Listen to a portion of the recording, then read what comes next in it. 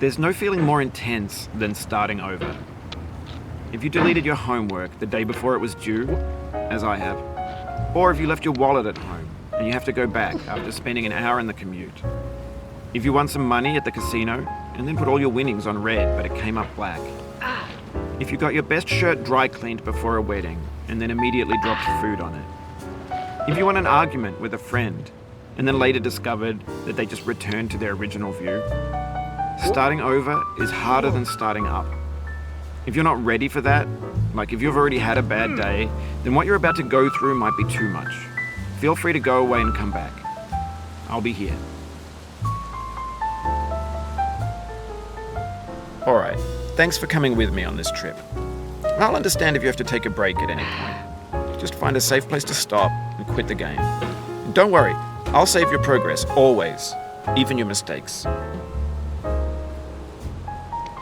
This game is a homage to a free game that came out in 2002, titled Sexy Hiking. The author of that game was Jazzuo, a mysterious Czech designer who was known at the time as the father of B games. And B games are rough assemblages of found objects. Designers slap them together very quickly and freely, and they're often too rough and unfriendly to gain much of a following. They're built more for the joy of building them than as polished products. In a certain way, Sexy Hiking is the perfect embodiment of a B game. It's built almost entirely out of found and recycled parts, and it's one of the most unusual and unfriendly games of its time. In it, your task is simply to drag yourself up a mountain with a hammer. And that act of climbing, in the digital world or in real life, has certain essential properties that give the game its flavor. No amount of forward progress is guaranteed. Some cliffs are too sheer or too slippery. And the player is constantly, unremittingly in danger of falling and losing everything. Anyway, when you start Sexy Hiking, you're standing next to this dead tree that blocks the way to the entire rest of the game. It might take you an hour to get over that tree, and a lot of people never got past it. You prod and you poke at it, exploring the limits of your reach and your strength, trying to find a way up and over. And there's a sense of truth in that lack of compromise. Most obstacles in video game worlds are fake. You can be completely confident in your ability to get through them once you have the correct method or the correct equipment or just by spending enough time.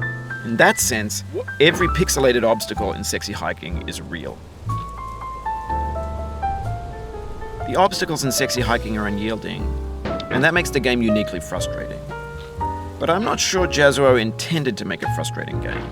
The frustration is just essential to the act of climbing, and it's authentic to the process of building a game about climbing. A funny thing happened to me as I was building this mountain. I'd have an idea for a new obstacle, and I'd build it, test it, and it would usually turn out to be unreasonably hard. But I couldn't bring myself to make it easier.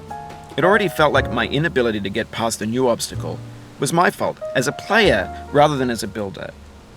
Imaginary mountains build themselves from our efforts to climb them, and it's our repeated attempts to reach the summit that turns those mountains into something real. When you're building a video game world, you're building with ideas, and that can be like working with quickset cement. You mold your ideas into a certain shape that can be played with, and in the process of playing with them, they begin to harden and set until they're immutable, like rock. And at that point, you can't change the world. Not without breaking it into pieces and starting fresh with new ideas.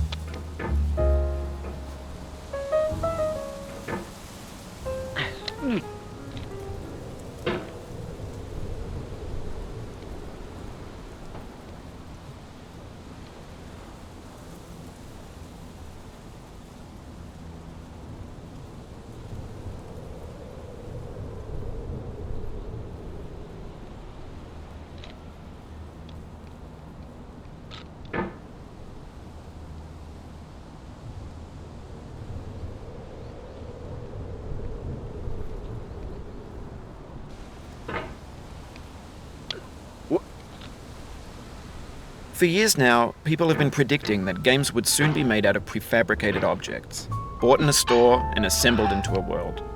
And for the most part, that hasn't happened, because the objects in the stores are trash. I don't mean they look bad or that they're badly made, although a lot of them are. I mean they're trash in the way that food becomes trash as soon as you put it in the sink. Things are made to be consumed and used in a certain context, and once the moment is gone, they transform into garbage. In the context of technology, those moments pass by in seconds. Over time, we've poured more and more refuse into this vast digital landfill that we call the internet. It now vastly outnumbers and outweighs the things that are fresh and untainted and unused. When everything around us is cultural trash, trash becomes the new medium, the lingua franca of the digital age. And you can build culture out of trash. But only trash culture. Be games, be movies, be music, be philosophy. Maybe this is what digital culture is. A monstrous mountain of trash, the ash heap of creativity's fountain. A landfill with everything we ever thought of in it. Grand, infinite, and unsorted. There's 3D models of breakfast, Gen X's fanfic novels, scan magazines, green screen Shia LaBeouf, banned snuff scenes on LiveLeak. Facebook's got lifelike bots with unbranded adverts and candid shots of Kanye and Taylor Swift mashups, car crash epic failed GIFs, Russian dashcam vids, discussions of McRibs, discarded, forgotten, unrecycled, muddled, rotten, untitled. Everything's fresh for about 6 seconds, until some newer thing beckons, and we hit refresh. And there's years of persevering, disappearing into the pile, out of style, out of sight. In this context, it's tempting to make friendly content that's gentle, that lets you churn through it but not earn it. Why make something demanding if it just gets piled up in the landfill, filed in with the bland things? When games were new, they wanted a lot from you. Daunting you, taunting you, resetting and delaying you. Players played stoically. Now everyone's turned off by that. They want to burn through it quickly. A quick fix for the fickle, some tricks for the clicks of the feckless. But that's not you, you're an acrobat. You could swallow a baseball bat.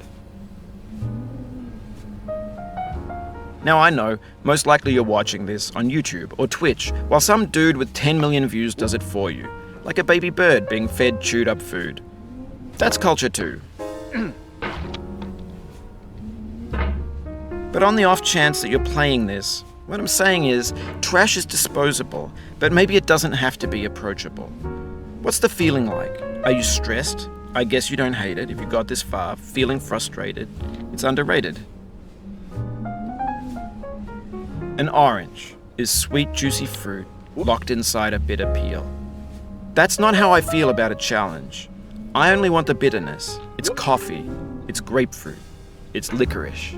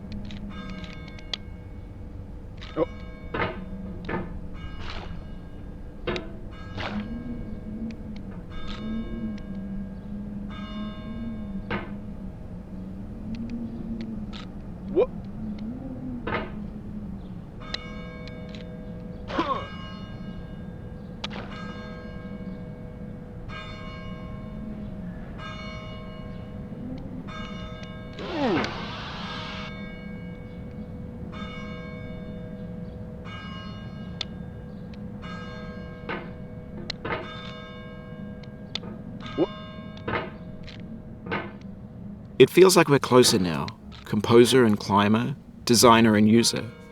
You could have refused, but you didn't. There was something in you that was hidden, that chose to continue.